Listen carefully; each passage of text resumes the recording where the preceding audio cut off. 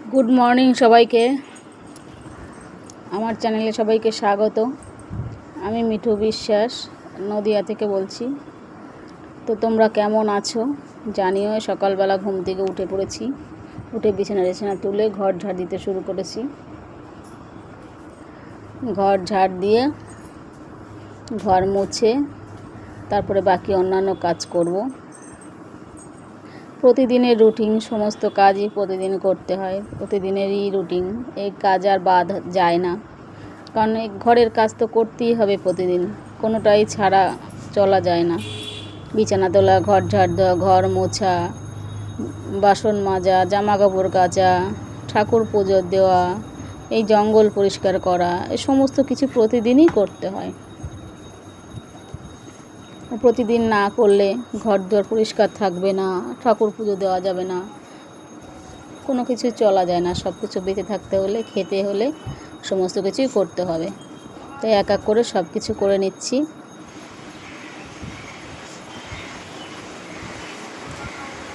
এক এক করে সব কিছুই করে নিচ্ছি। আর সব কিছু তো দেখানো সম্ভব হয় না, কিছু কিছু জিনিস দেখানো হয়, আর সব কিছু তো সম্ভব হয় না। দেখো, হাতে সুন্দর কাচের চুড়ি পরে নিয়েছি, শ্রাবণ মাস বলে। কারণ এই শ্রাবণ মাসে নাকি কাচের চুড়ি পরতে হয়, নতুন 2 বছর 3 বছর থেকে উঠেছে। এর আগে ছিল না এটা, এই 2-3 বছর থেকে এটা উঠেছে। তাই আমিও পরে নিলাম, সবাই পরছে তাই আমিও পরে নিয়েছি। শ্রাবণ মাস পড়ার আগেই পড়েছি, তোমরা দেখেছো।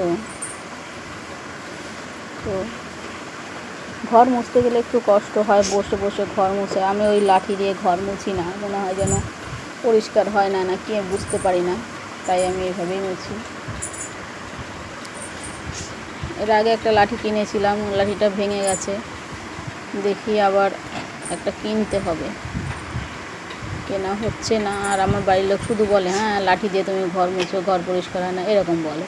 কিন্তু সবাই তো সেটাই করে, সবাই লাঠি দিয়ে ঘর মুছে, কারণ সবাই ওঠা নামা করতে, বসে বসে ঘর মুছতে অসুবিধা হয় বয়স হয়ে গেলে। দাঁড়িয়ে দাঁড়িয়ে ঘর মোছাটাই ঘরটার মুছে ঠাকুর বাসন মাজতে বসে পড়েছি। ঠাকুর বাসন মেজে নিয়ে তারপরে আরও অনেক কাজ আছে, করতে হবে। কারণ ঠাকুর বাসনটা সকালবেলা মেজে নিলাম, ঠাকুর পুজো দিতে হবে পরে। স্নান করার আগেই বাসনটা মেজে নিচ্ছি, স্নান করার পরে বাসন মাজলে আবার অসুবিধা হয়, তাই আগেই মেজে নিই।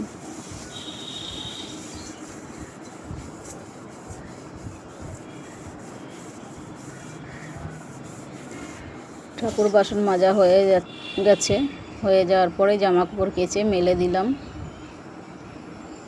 দেখো কত কাপড় জামা ধুয়ে দিয়ে, জামা কাপড় প্রতিদিনই কাচতে হয়, প্রত্যেক দিন আমার জামা কাপড় কাচতে হয়। মানুষ তোলা হয় না, কিন্তু জামা কাপড় প্রতিদিন দেখানো হয় না, তোমাদের হয় না, প্রতিদিনই ধুয়ে দেওয়া হয়, প্রত্যেক দিন কাচতে হয়।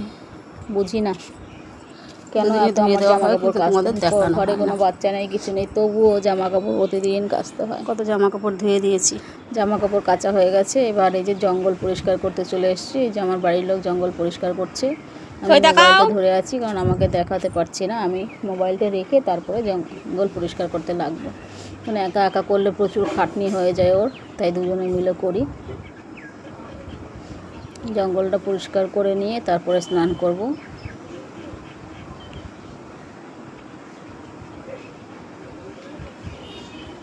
বসে বসে খুব কষ্ট হয়, এত জঙ্গল হয়। বর্ষা এসছে এখন জঙ্গল প্রত্যেক দিন পরিষ্কার করতে হয়। তো জঙ্গল পরিষ্কার করে স্নান করে ঠাকুর পুজো দিয়ে নিলাম। এই ঠাকুর পুজো দেওয়া হয়ে গেছে আমার। ঠাকুরের আসনে কে কে আছে দেখেছো? বাবা ভোলানাথ, গিরিধারী, গুরুদেব,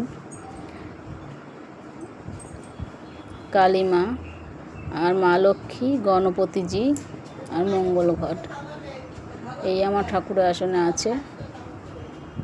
তো ঠাকুর পুজো দেওয়া হয়ে গেছে।